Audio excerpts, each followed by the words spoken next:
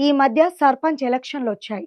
కొన్ని ఊర్లలో ఏకగ్రీవంగా ఎన్నుకుంటే, కొన్ని ఊర్లలో ఎలక్షన్లు జరిగాయి. ఇప్పుడైతే ప్రతి ఊరికి ఒక సర్పంచ్ ఉన్నారు. CM Revanth Reddy CM relief fund నుంచి డెవలప్మెంట్ కోసం డబ్బులు కేటాయించనున్నట్లు కూడా తెలిపారు. ఇదంతా బాగానే ఉంది.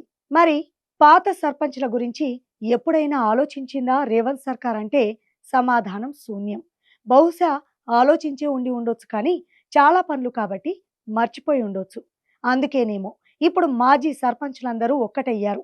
531 కోట్ల రూపాయల పెండింగ్ బిల్స్ విడుదల చేయాలంటూ తెలంగాణ అసెంబ్లీ ముందు ఆందోళనకు దిగారు. పాపం మాజీ సర్పంచ్‌లు అప్పు చేసి మరీ గవర్నమెంట్ చేయాల్సిన పనులు వారు చేశారు. విసిగిపోయి, అలసిపోయి పెండింగ్ బిల్లుల కోసం అడిగితే వారిని పోలీసులు అరెస్ట్ చేశారు. కొంచెం మాజీ సర్పంచ్‌లను కూడా పట్టించుకోమని, వారికి న్యాయం చేయండని నెటిజన్లు గుసగుసలాడుతున్నారు.